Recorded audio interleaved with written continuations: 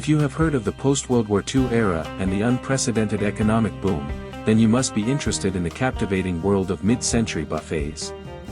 Do you remember when the days of meager portions and rationing were gone, and Cold War America was embracing the mighty buffet? In the 1950s to 1960s, the buffet became a symbol of abundance and celebration.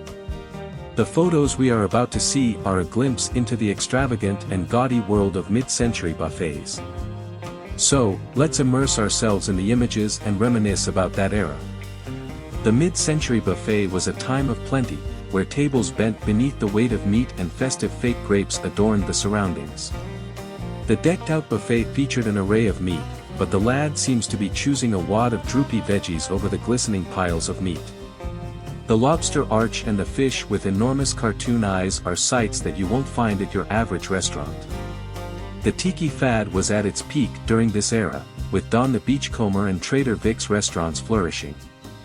Both places claimed to have invented the Mai Tai, as proudly proclaimed above their establishments.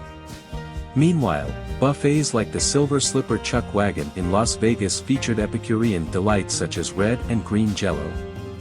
The term smorgasbord was introduced to the United States at the 1939 World's Fair in New York and became synonymous with the lavish buffet spreads. The photos capture the essence of these extravagant buffets, from shrimp trees gracing buffet tables to the eye-catching displays at the Gold Buffet in Kansas City, Missouri, where miniature golf and bowling were part of the experience. The mid-century buffets were not only known for their extravagant displays but also for the gaudy and over-the-top decor that accompanied them. From luau buffets in Florida to the famous Jersey Devil cocktail at the Smithville Inn in New Jersey, these buffets were a feast for the eyes as well as the palate.